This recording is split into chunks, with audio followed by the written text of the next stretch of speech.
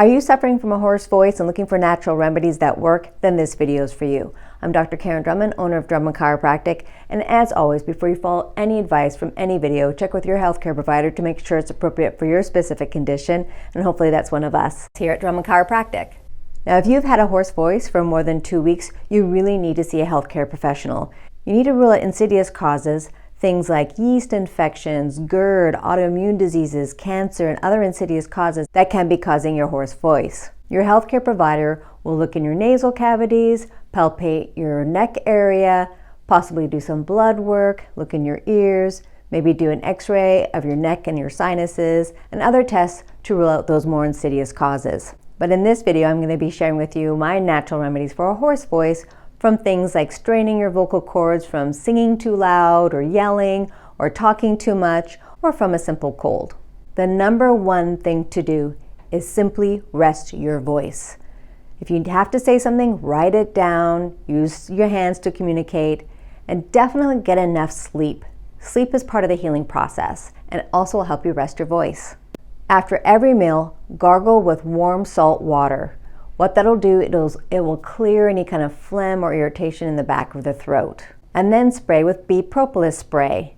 I prefer propolis spray because it is a natural anti-inflammatory. Now, it's a very dark brown liquid, so make sure when you spray the back of your throat, don't get that spray on your teeth because it will stain your teeth. To help improve blood flow to the region, to help facilitate the healing and help your lymph drain, do a massage for your neck.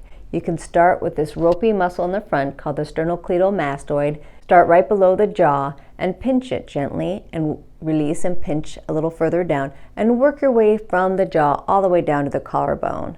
That should soften that muscle. And then you do the same on the other side.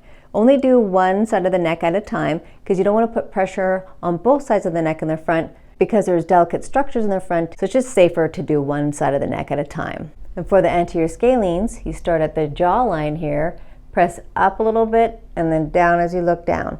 And you work from that jawline towards the collarbone, pressing in as you look down, releasing as you look up a little bit. And that'll soften up the anterior scalenes and get the blood flowing in that area. And then you do the same on the other side. There's a bone in the front of your neck called the hyoid bone, and you can feel it. It's a little hard structure in the front part of where, like if you swallow, you can feel it move up and down as you swallow.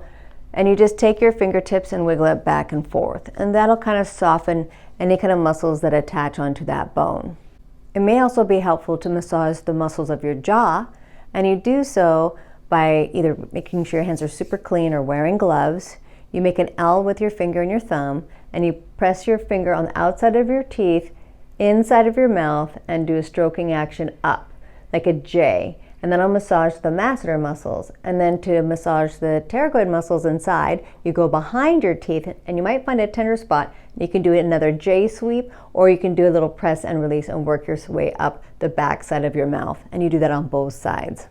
When you're massaging the anterior muscles of the neck, you can use just massage cream, or what I like to do is put a drop of eucalyptus oil or a drop of peppermint, some sort of cooling oil, and mix that in with massage oil so that when you massage your neck, not only are you getting the lubrication from the oil to make the massage easier, but also you're going to be breathing in that soothing oil fragrance. Another way to facilitate your healing is to stay hydrated. A lot of the inflammation could be a sign that you're in a dehydrated state, so drinking plenty of fluids. A really good thing to drink if you have a hoarse voice is hot water with a squeeze of lemon and a teaspoon of honey. The lemon will help cut through any kind of mucus and also has antioxidants, which also facilitates the healing process. Another way to avoid dehydration is to avoid things that cause dehydration, avoiding coffee, alcohol, decongestants, and other things that cause dehydration. Avoiding additional things that can cause irritation to the vocal cords, like smoke, chemicals, fumes. Even some perfumes can irritate the vocal cords. And also check your home for mold. Now, you might find mold in the air of your home, but make sure it's more mold than you would find regularly outside. So you'd have to check for the mold levels outside and inside your home. And if it's higher inside your home, then you'll have to look for remedies for that. But basically, if you stay hydrated, rest your vocal cords, gargle with salt water, your vocal cords are going to heal. I hope this has been helpful. You know we like to hear from you, so if you have any questions or comments, please post them below. And until next time, stay well. The drum and difference. The drum and difference.